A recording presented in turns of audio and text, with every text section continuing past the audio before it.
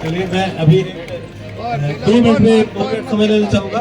आप लोगों में किसी के पास मोबाइल है? किसी के पास मोबाइल है? मोबाइल किसी के पास भी? आपको किसी के पास अंदर किसी के पास मोबाइल मुझे दिखा दो। किसके पास है? आपको मोबाइल? अरे वापस कर देंगे मोबाइल। देना देखो, ये मोबाइल हमारी एक किसी माता जी बहन का जी का है। अब इस पे देखो, आप पीछे कवर लगा हुआ है कि नहीं लगा कवर? आगे स्क्रीन गार्ड लगा हुआ है। जब हम मोटरसाइकिल चलाते हैं तो अपने शरीर के सिर में कवर पहनते हैं कि नहीं पहनते? नहीं पहनते, नहीं पहनते। कवर क्या है? हमारा हेलमेट है। ये कितने का? 10,000 का, 15,000 का मोबाइल होगा। और हमारा शरीर कितने का है? करोड़ों का, अनमोल है। इस शरीर की कीमत करोड़ों है। अरे आप ही लोग भांजगड़ी करते हो, 25 लाख डेड बॉडी की लेते हो। फिर ये भांजगड़ी की आज शपथ दिलाइए। तो जब हम अपने ये 10-15 हजार के मोबाइल की बचत कर सकते हैं तो अपने शरीर की भी बचत करें।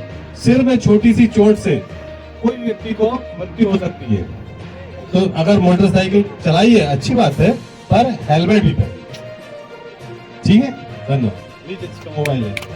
शपथ लेते हैं कि आज के बाद कभी भी दहेज नहीं लेंगे, किसी भी प्रकार का नशा नहीं करेंगे और हमारे गांव में, हमारे क्षेत्र में भांजगड़ी नहीं होने देंगे और हमारे बच्चों को कम से कम 12वीं कक्षा तक अनिवार्य रूप से पढ़ाएंगे तथा 18 वर्ष से कम उम्र में किसी भी बालिका की शादी नहीं करेंगे।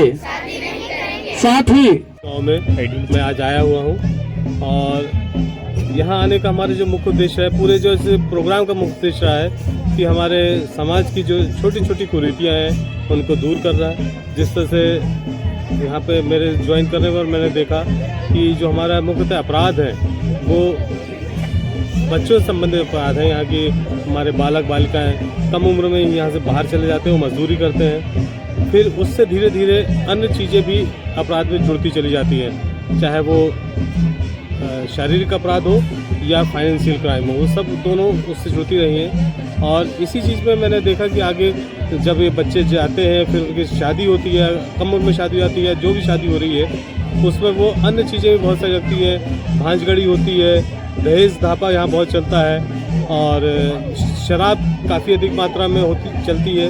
और साथ में अपनी शादियों में जो वाहन यूज़ करते हैं, एक तो तूफ़ान काफ़ी अधिक लाते हैं और डीजे की बहुत अधिक मात्रा यूज़ होती है। तो और इन सब के यूज़ होने के कारण इनको आर्थिक संकट से सामना करना पड़ता है और कर्ज के जंजाल में फंसते चले जाते हैं। तो इन सभी चीज़ों से दूर करने के लिए पुलिस विभाग के द्वारा ये पहल चालू की गई है और इसमें हम गांव में जाकर छोटे छोटे ग्रुपों में जाकर सभी गांव वालों को, बच्चों को, बच्चियों को एक निवेदन और अनुग्रह करते हैं कि इन सब जो हमारी कुरीतियाँ हैं इनसे दूर करने का कोशिश करिए, प्रयास करिए और एक बेहतर समाज की ओर, अपने बेहतर भविष्य की ओर अग्रसर होइए।